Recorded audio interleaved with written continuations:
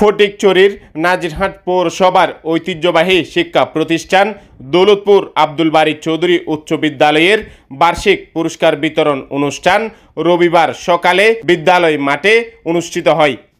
আমি অনুষ্ঠানের পক্ষ থেকে বিদ্যালয় পরিচালনা পরিষদের এটক কমিটির সভাপতি দুরুং ইউনিয়ন পরিষদের সাবেক চেয়ারম্যান ফরিদুল আলম বিয়ের সভাপতিত্বে এতে প্রধান অতিথি ছিলেন নূর আহমদ ইঞ্জিনিয়ার মেমোরিয়াল উচ্চ বিদ্যালয়ের প্রতিষ্ঠাতা বিশিষ্ট দানবীর ও বিএনপি নেতা আলহাজ সরওয়ার আলমগীর।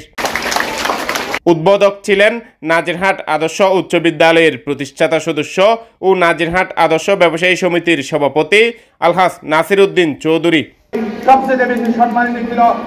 বিশেষ অতিথি ছিলেন চট্টগ্রাম উত্তর জেলা কৃষক দলের সদস্য সচিব নাজিম উদ্দিন শাহিন, ফটিকছড়ি উপজেলা বিএনপির সদস্য সাবেক ছাত্র নেতা এ.কে.এম মহিউদ্দিন আজম তালুকদার ও বাংলাদেশ শিক্ষক সমিতি চট্টগ্রাম উত্তর জেলার সাংগঠনিক সম্পাদক মাস্টার মোহাম্মদ আলমগীর। শিক্ষক মোহাম্মদ এনামুল হক রাশেদ ও মোহাম্মদ শাহজাহানের যৌথ সঞ্চালনায় এতে অন্যান্যের মধ্যে বক্তব্য দেন ভারপ্রাপ্ত প্রধান শিক্ষক খুরশেদুল আলম, শিক্ষক আব্দুল মুনায়েম, রাকাল চন্দ্রনাথ, বাবু কুকন দাস, জিয়াউল হাসনাত ফরহাদ, মুজাহরুল ইকবাল লাবলু, আবু বকর চৌধুরী মহিন, মুনতাসির মামুন ও শিক্ষার্থী জান্নাতুল ফেরদৌস রাহি। পরে শিক্ষার্থীদের মাঝে পুরস্কার তুলে দেন অতিথিবৃন্দ। আহমেদ এরশাদ কুকন, দৃষ্টিতে বাংলাদেশ। এই পৃথিবীতে এই ফটিকছড়িকে এই পৌরসভাকে উন্নতের শিখরে নিয়ে যেতে হলে মায়েদের ভূমিকা সবচেয়ে বেশি। মায়েরাই পারবে তার সন্তানকে যথাপর্যন্ত স্থানে নিয়ে যেতে, মায়েদের ভূমিকা সবচেয়ে বেশি।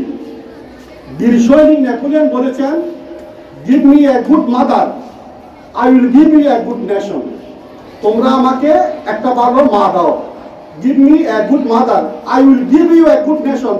আমি তোমাদের একটা ভালো জাতি উপহার দিব। তোমাদের ভূমিকায় আমাদের ভবিষ্যৎ প্রজন্মকে উন্নত শিখরে নিয়ে যেতে, পড়ালেখার মধ্যে দিয়ে মানুষের মতো মানুষ করতে তোমাদের ভূমিকায় সবচেয়ে বেশি। আমি আজকে এখানে আসার সময় যে একটা সুশৃঙ্খল ছাত্রছাত্রীরা যেভাবে সুশৃঙ্খল ভাবে ছিল, অবশ্যই এটার জন্য স্কুলের শিক্ষক মন্ডলী এবং তাদেরকে শিক্ষা দিচ্ছে এই সুশৃঙ্খল ছাত্রছাত্রীরাই কিন্তু আজিনের আজিনেরা সারা দূরে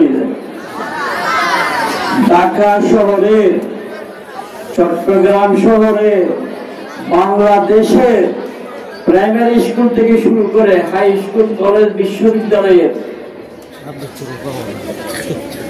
ছাত্ররা যেভাবে ঝাঁপিয়ে পড়েছিল, এই যে স্কুলের ছাত্রছাত্রীদের ড্রেস পরে যেভাবে গত বছর এই 5ই আগস্ট, আজকে 3রা আগস্ট এই উত্তরা, এই চট্টগ্রামের নিউ মার্কেট, এই চট্টগ্রামের বিভিন্ন কলেজ, বিভিন্ন স্কুল, বিভিন্ন প্রাইমারি স্কুলের ছাত্ররা যেভাবে রাস্তা, যে ছাত্রছাত্রীদের উপর যেভাবে গুলি চালিয়েছিল, ঢাকা একটা প্রাইভেট ইউনিভার্সিটির স্টুডেন্ট আমাদের পরিচয় ছেলে, তার পায়ে হাতে 4-5টা গুলি লেগেছিল।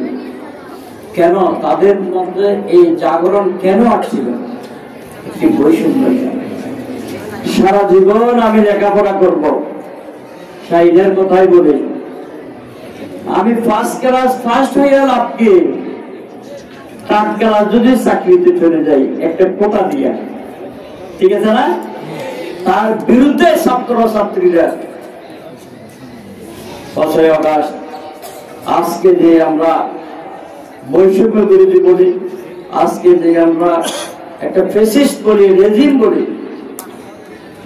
তাদেরকে বিতাড়িত করার জন্য আজকের এই কোমলমতি ছাত্রছাত্রীরা এই 5ই আগস্ট, 3রা আগস্ট, জুলাই আগস্ট যারা শহীদ হয়েছেন, তাদের প্রতি আমি মনের অন্তরস্থল থেকে আজকে দৌলতপুর উচ্চ বিদ্যালয়ের এই অনুষ্ঠান থেকে আমি শ্রদ্ধার সাথে স্মরণ করি।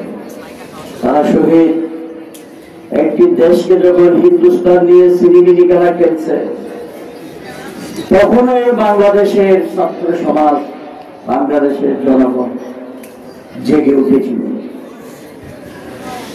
কিভাবে উঠেছিল, কেন উঠেছিল? একটি লক্ষ্য ছিল।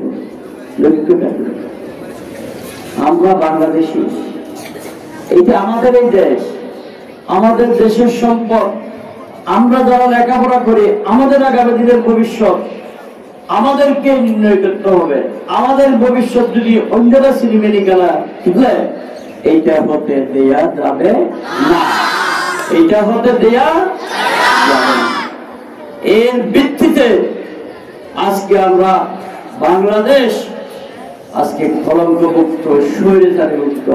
আজকে দেখেন, আগে বিচার হতো কিরকম, অনেক মানুষকে তারা গোপন ট্রায়ালের মাধ্যমে হত্যা করেছে। আজকে হাসিনা এবং তার দোসরদের বিচার হচ্ছে ওপেন। টেলিভিশন দেখবেন, সকাল 8টা থেকে যখন টেলিভিশন খুলবেন, তাদের বিচার, তাদের অন্যায়, তারা কিভাবে একটা দেশের প্রধানমন্ত্রী বলেন, ভিডিও ফুটেজ এবং টেলিভিশনের রেকর্ড ভাইরাল হয়েছে।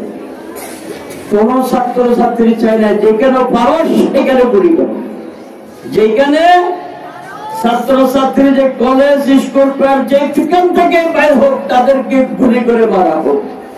একজন রাষ্ট্রের প্রধানমন্ত্রী এই কথা বলতে। তাই আমি আজকে ওইদিকে না গিয়ে আমি শুধু বলবো, যেভাবে সুশৃঙ্খল ভাবে